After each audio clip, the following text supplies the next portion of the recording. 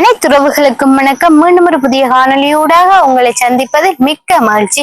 நீங்க இன்னைக்கு என்ன காணொலி பார்க்க போறீங்க சொன்னா, இந்த நாட்டுக்கோழில சூப்பரா பிட்டாட்டோ கறி தான் உங்களுக்கு நான் இன்னைக்கு சமைச்சு காட்ட போறேன். அதுதான் இந்த வீடியோல நீங்க முழுமையா பார்க்க போறீங்க. அதோட நீங்க என்ன செய்யணும்னு சொன்னா, இந்த BR Vlog யூடியூப் சேனலை வந்து மறக்காம சப்ஸ்கிரைப் பண்ணி, லைக் பண்ணி, ஷேர் பண்ணி, கமெண்ட் பண்ணுங்க. அதோட பக்கத்துக்கு பெல் பட்டனை கிளிக் பண்ணுங்க. அப்பதான் நாங்க போற ஒவ்வொரு காணொலியும் நீங்க தொடர்ந்து பார்க்கக்கூடியதா இருக்கும். ஓகே, நாங்க இப்ப வீடியோக்குள்ள போலாம். என்னென்ன சமைக்கிறேன்னு சொல்லி பாப்போம்மா. ஓகே, இன்னைக்கு வந்து கோழி கறி சமைக்க போகிறோம். அதுவும் எந்த கோழி? நாட்டுக்கோழி. நாட்டுக்கோழியில் வந்து இன்னைக்கு சூப்பரான ஒரு கறி தான் நாங்கள் இன்னைக்கு சமைக்க போகிறோம். நீண்ட நாளைக்கு பிறகு சமையல் வீடியோ பாருங்க எப்படி இருக்கு. நாட்டுக்கோழி கறி சமைக்க கடையிலேயே ருசி குழம்புன்னு சொல்கிறோம். இதெல்லாம் காய் பாருங்க. சரி, ஓகே. ஓகே, வந்து இப்போ கடிவாக வந்து ரெஜி இப்படி துண்டு துண்டாக வெட்டுவாங்க. என்னடா பெருசாக நாங்கள் வெட்டி போடல, அங்கே கட்டுப்படி ஆகாது. ஏன்னா சின்ன சின்ன தான் டேஸ்ட் ஆகும். நாங்கள் வந்து எப்போவுமே சின்ன சின்ன வந்து பெருசாக வெட்டினா வந்து கட்டுப்பாடி ஆகாது. இப்போ அதுக்காக ஒரு கணக்கான துண்டா சின்ன சின்ன துண்டா வெட்டி எடுக்கிறோம். என்ன வெட்டி வச்சுருக்கீங்க? வெட்டி போட்டுதான் இனி மிச்சவே இல்லை. எல்லாம் இறைச்சியெல்லாம் வெட்டி எடுத்துட்டு நம்ம கழுவ போகிறோம். ஒருக்கத்தான் கழுவணும். சரி, மஞ்சள் போட்டு கழுவினா நாங்கள் மஞ்சள் ஒன்றும் போடல. அதே பாய்லர் கோழி இறைச்சின்னு சொன்னால் இது எங்கள் நாட்டுக்கோழி இறைச்சி தானே. மஞ்சள் நான் ஒரு கழுவியில் அப்படி இருக்கு. உடன் மந்தம் டேஸ்ட்டு.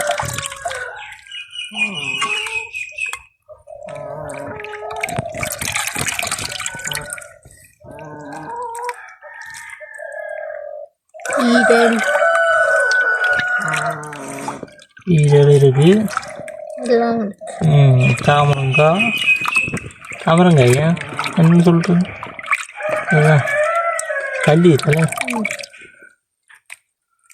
ஓகே, கழுவியாச்சு சமைப்போம். இப்ப வந்து நாங்க நாட்டுக்கோழில வந்து பிரட்டெல்லாம் செய்ய போறோம். அதுக்கு முதல் என்னென்ன பொருட்கள் தேவையான்னு சொல்லி பாப்போமாங்க. பாத்தீங்க சொன்னா நாட்டுக்கோழிய நல்ல வடிவா வெட்டி கழுவி வச்சிருக்கேன் பாருங்க. அதோட இங்கால பாத்தீங்க சொன்னா ஒரு பெரிய வெங்காயம் எடுத்து நல்ல வடிவா நீளமா வெட்டி வச்சிருக்கிறேன். இங்கால பாத்தீங்க சொன்னா கருவேப்பிலை வந்து நல்ல நிறைய தான் எடுத்து வச்சிருக்கிறேன். அப்பதான் கறி வந்து டேஸ்டா இருக்கும். அதோட பாத்தீங்க சொன்னா 3 பச்சை மிளகாய், செத்தல் மிளகாய் ஒரு 5 செத்த மிளகாய் எடுத்து வெட்டி வச்சிருக்கிறேன். இங்கால பாத்தீங்க சொன்னா தேவையான அளவு பெருஞ்சீரகம். மற்றது பாத்தீங்க சொன்னா ஒரு உருளைக்கிழங்கு எடுத்து வெட்டி வச்சிருக்கிறேன். சின்ன சின்ன துண்டுகளா வெட்டி வச்சிருக்கிறேன். இங்கால பாத்தீங்கன்னு சொன்னா மிளகாய் தூள், கருமிளகாய் தூள் பாருங்க. கருவேப்பிலை எல்லாம் போட்டுதான் நாங்க வைக்கிறது. அப்பதான் இந்த தூள் வந்து வாசமா இருக்கும். அதுக்காண்டிதான். மற்றது வந்து உப்பு, இவ்வளவு பொருள் நாங்க தேவையான அளவு எடுத்து போடுவோம். மற்ற இங்கால பாத்தீங்கன்னு சொன்னா தேங்காய் எண்ணெய் வந்து எங்களுக்கு தேவையான அளவு. தூளும் தான். இவ்வளவு வந்தா நாங்க நாட்டுக்கோழி பிரட்டை செய்யறதுக்கு வந்து தேவையான பொருட்கள். இதோட பார்த்துப்பீங்க இங்க தேங்காய் பால் இல்லையான்னு. நான் அன்றைக்கு தேங்காய் பால் விடாமல் தான் நாட்டுக்கோழியில வந்து பிரட்டர் வந்து சமைச்சு காட்ட போறேன். இப்ப நாங்க சமைக்கலாம். என்ன நாட்டுக்கோழி பிரட்டர் செய்வோம்னு அடுப்பு எல்லாம் மூட்டிட்டு நாங்க என்னென்ன சமைக்கிறோம்னு சொல்லி உங்களுக்கு நான் காட்டுறேன். இப்ப வந்து அடுப்பை வந்து மூட்டுவா.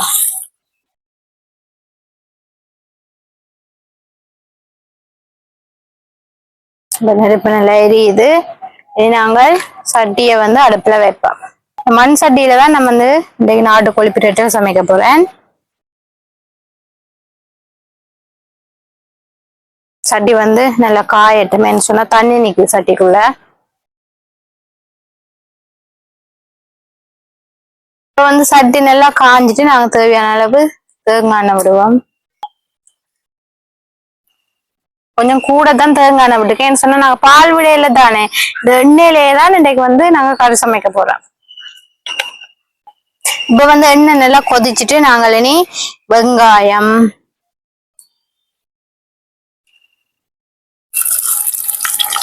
முதல் வெங்காயத்தை போடுவோம். அதோட பெருஞ்சீரகம், அடுத்து செத்தல் மிளகாய், செத்த மிளகாய், பச்சை மிளகாய், அதோட தேவையான அளவு கறிவேப்பிலை. இவ்வளவும் நல்லா பொரியட்டும். இப்ப நல்ல வடிவா கலந்து விடுவா. அப்பதான் நல்லா பொரியும் வெங்காயம் எல்லாம்.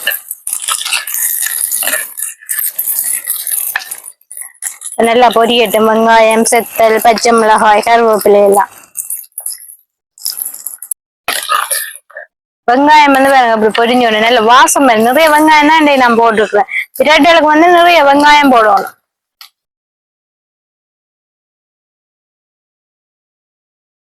இந்த கறி வந்து பழுதா போகாது. நாங்க தேங்காய் பால் பாவிக்கையில தானே இது வந்து 2 நாளைக்கு அப்படியே இருக்கும். இந்த கறி நாங்க ஃப்ரிட்ஜுக்குள்ள வச்சு சூடு காட்டி சாப்பிடலாம்.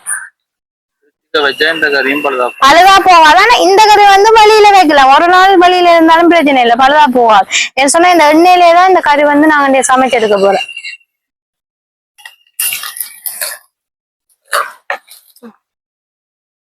இப்ப பாத்தீங்கன்னு சொன்னா வெங்காயம் வந்து 3/4 திட்டம் வந்து பொரிஞ்சிட்டு வேறங்க. இதோட வந்து நாங்க இப்போ வட்டி வச்ச உருளைக்கிழங்கு வந்து சேர்க்க போறோம். இறைச்சி கறிக்கு வந்து உருளைக்கிழங்கு சேர்த்து சமைச்சா நல்ல டேஸ்டா இருக்கும். இதை நல்லபடியா கலந்து விடுவாங்க. இப்ப உருளைக்கிழங்கு வந்து பொரியட்டு இந்த வெங்காயத்தோட சேர்ந்து. வெங்காயம் வந்து நாங்க பொரிஞ்ச அப்புறம் உருளைக்கிழங்க போட்டா வெங்காயம் எல்லாம் கருகிடும்.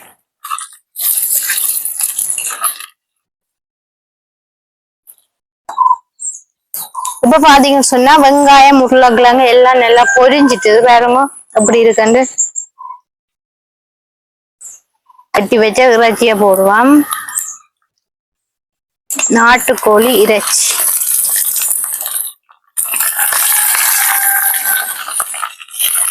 நல்ல கொழுப்பு இருக்கு இந்த இறைச்சியில.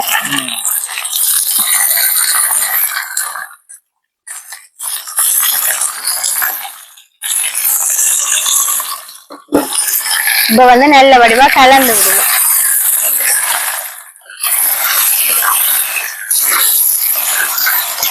இறைச்சி வந்து இந்த விட்டு எண்ணெய் இருக்குதானே அதுலயே வந்து நல்லா பொரியும். மற்ற இறைச்சி வந்து தண்ணியும் விடும். இந்த எண்ணெயில பொரிஞ்சு அந்த தண்ணியெல்லாம் அவியும்.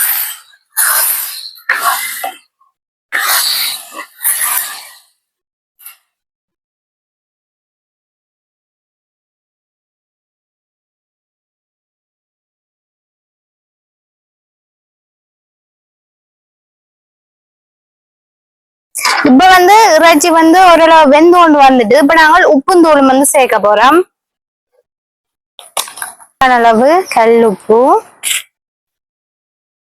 அதோட தேவையான அளவு மிளகாய் தூள். எவ்வளவு போடலாம். ஆனா இந்த வெயிலுக்கு நிறைய போட்டா முகம் எல்லாம் எரியும் தெரியுமா? அப்படித்தான் இப்ப எரியும். இப்ப நல்ல வடிவா கலந்து விடுவான்.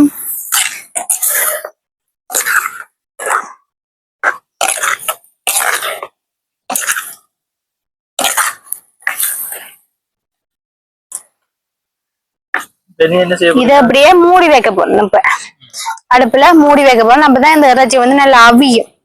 அதுக்காண்டிதான் சரி திறந்துட்டு ஒரு இறைச்சிய திருப்பவும் கலந்து விடும். எப்படி இருக்கும் வேற தூளெல்லாம் சூப்பரா காணும். ரெண்டாலும் கூட போலாம் இருக்கேன்னு.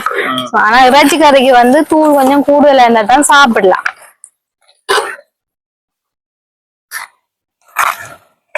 நல்ல வாசம். எப்படி வாசமா இருக்கு. உருளைக்கிழங்கு இந்த இறைச்சி கறி போட்டாலும் வேற லெவல் டேஸ்ட்ல தான் இருக்கு. அதோட தனி சுவை தெரியுமா உருளைக்கிழங்கு போட்டு சமைக்கிறது.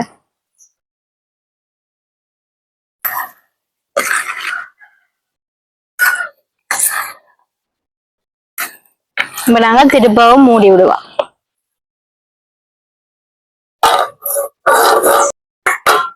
இறைச்சிக்கறி வந்து சூப்பரா ரெடி பண்ணாங்க. எப்படி இருக்காங்க எப்படி இருக்காங்க அப்படியே பிட்டாண்டு. ஆனா எண்ணெயும் இல்ல பாத்தீங்கன்னா கணக்கா தான் சில நேரம் இந்த எண்ணெய் எல்லாம் மேலால வேற இதான் கணக்கா இப்படி பிட்டாண்டு இருக்காண்டு. பிட்டாட்டி சும்மா சோறையும் விட பான் ரொட்டியோட சாப்பிட சும்மா அந்த மாதிரி தான் இருக்கும் வேணா சும்மா செம்மையா இருக்கும். ஆனா நாங்க இப்ப சோளோட தான் சாப்பிட போறோம். பால் விடாம சமைச்சா வேற லெவல் டேஸ்ட்ல தான் இருக்கும் தெரியுமா. கறி உருளைக்கிழங்குலாம் நல்லா அவிஞ்சு சும்மா பாசமா இருக்கு பாத்தீங்களா.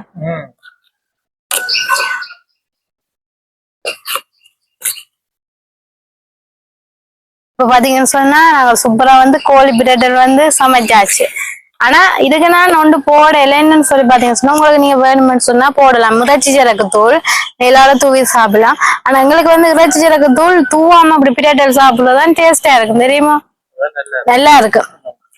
அடுப்பு புகைக்கு அது அதொரு வேற சுவையில இருக்கு. நாங்க அது போடாம சமைச்சு அப்படின்னா அதொரு வேற சுவையில இருக்கு தெரியுமா. அது கொஞ்சம் நாங்க அந்த குழம்பா சமைப்போம் தானே அதுக்கு வந்து கொஞ்சம் இறைச்சி சரக்கு தூள் போட்டு நாங்க சமைக்கலாம். அப்படி பிரட்டலுக்கு வந்து நாங்க வந்து போடுறே இல்ல. நாங்க அப்படி இருந்துங்க ஒரு சட்டியோட அப்படியே பிட்டாண்டிஞ்சு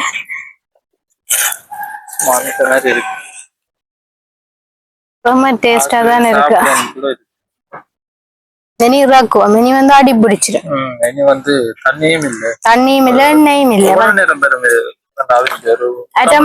3/4 மணி நேரம் பெறுவேன் சொன்னா நல்லா அவிக்கணும். சொன்னா பால் விடையில தானே இறைச்சி வந்து நல்லா அவியணும் பண்ணதுக்காண்டி அடுப்பு வந்து ஆக எரிக்க கூடாது. நோமலான இதுலதான் விடணும். மெயின் சொன்னா ஆக எரிஞ்சுன்னா சட்டியும் வந்து எரிஞ்சிரும் கீழால.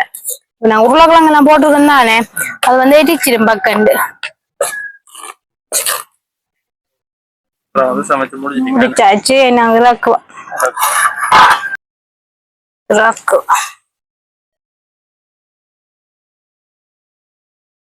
செம்மையா இருக்கு கறி.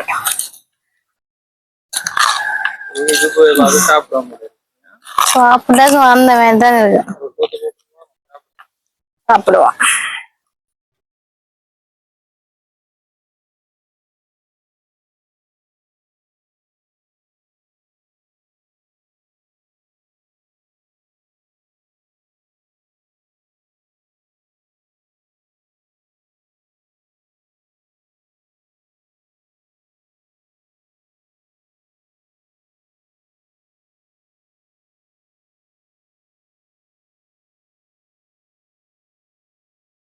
இப்ப நான் வந்து சாப்பிட போறேன் சொன்னா சமைச்சு வச்சுட்டு சாப்பிட இல்லாம இருக்க இல்லாம இருக்குது.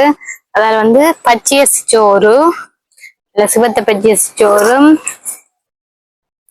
இறைச்சி பிரட்டல் இல்ல உருளைக்கிழங்கு கோழி இறைச்சி எல்லாம் போட்டு சூப்பரா இறைச்சி பிரட்டல் செம்மையா இருக்க போதும். இந்த கறியில என்ன பிரச்சனைன்னு சொன்னா இதுல வந்து குழம்பு இருக்காது. இப்ப நீங்க குழச்சி சாப்பிடுறது வந்து குழம்பு இருக்காது. தொட்டுத்தான் சுவை இருக்கும்.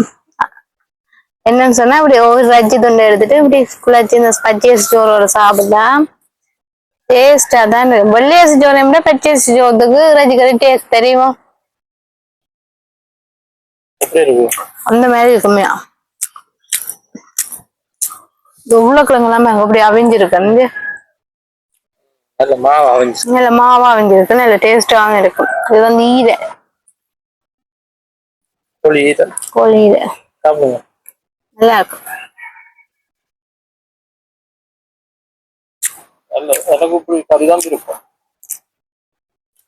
எண்ணெயில பிரெட் சாப்பிட டேஸ்ட். எனக்கு இப்படியான கறி தான் விருப்பம்.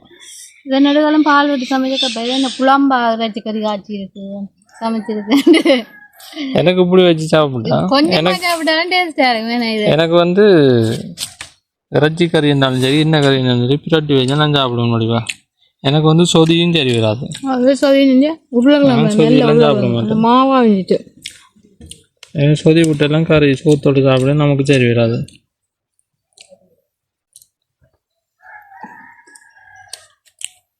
எப்படி வருவி ஒரு லெவலாக இருக்குமே நல்ல சுவையாக இருக்கும். சட்டமா இருக்கு.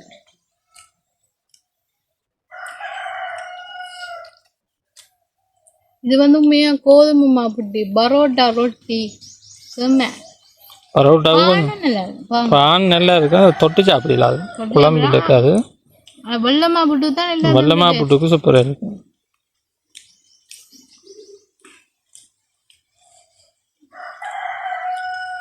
நான் வந்து சாப்பிடல, நான் வந்து குளிச்சுட்டு குளத்துக்கு போகிறேன். நான் குளத்துல போய் குளிக்க போகிறேன். இந்த வெயில் பக்கைக்கு சொன்னா அவ்வளோ வெயிலும் ஓகே. மழை வந்து இங்கே பெய்யுதே இல்லை. கிளிநொச்சி எல்லாம் நல்ல மழையாம இந்த டவுன் எல்லாம் சரியான மழை. இங்கே வந்து மழையே பெய்யுது இல்லை, சரியான வக்கையாம இருக்குது. அதான் நான் குளத்துல போய் குளிக்க போகிறேன். வக்கைக்கு வந்து நிறைய தண்ணி குடிக்கணும். இப்போ வயலுக்கு தண்ணியும் மூடுதில்ல வாய்க்காலில். இப்போ அதில் குளிச்சா மசமையாக இருக்கும். நம்ம குளத்துல குளிச்சு போட்டு தான் வந்து நான் சாப்பிட போகிறேன். நாங்கள் மீதோட இந்த காணொலியை முடிச்சுக்கொள்வோம். என்ன ஓகே, முடிச்சுக்கொள்வோம். நீங்களும் இப்படி நாட்டுக்கோழி இறைச்சியில் இப்படி பிரட்டல் வச்சு சாப்பிட்டு பாருங்க, வேறு டேஸ்ட்ல இருக்கும் உண்மையாக. ஏன்னா அதுவும் வந்து நல்ல கோழியாக இருக்கும், நல்ல பெரிய கோழியாக இருக்கும். ஏன்னா சின்ன கோழியை விட கொஞ்சம் சதையும் மெலுமும் கூடுதலாக இருந்தால் தான் நல்ல டேஸ்ட்டாக இருக்கும். வச்சு சாப்பிடுவாங்க, அந்த மாதிரி தான் இருக்கும். நாங்களும் இதோட இந்த காணொலியை முடிச்சுக்கொள்கிறோம். மீண்டும் ஒரு புதிய காணொலியோட உங்களை நாங்கள் சந்திக்கின்றோம். பாய் பாய் உறவுகளே.